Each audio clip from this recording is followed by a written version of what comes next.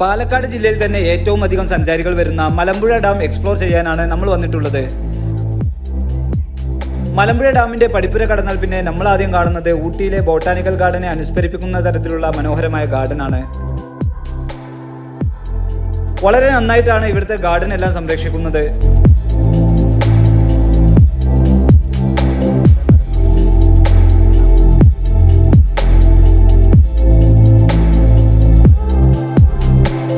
പൂന്തോട്ടം കഴിഞ്ഞാൽ പിന്നെ മനോഹരമായ ഒരു ഹാങ്ങിങ് ബ്രിഡ്ജ് ഉണ്ട്. ബ്രിഡ്ജിൽ നിന്നും ഡാമിന്റെ കാഴ്ച വാക്കുകൾ കൊണ്ട് വർണ്ണിക്കാൻ കഴിയില്ല. ഡാമിന് മുകളിൽ നിന്നുള്ള വെസ്റ്റേൺ ഗട്ട്സിന്റെ കിടിലൻ വ്യൂവും ഇവിടുത്തെ കാറ്റും അനുഭവിച്ചറിയുക തന്നെ വേണം.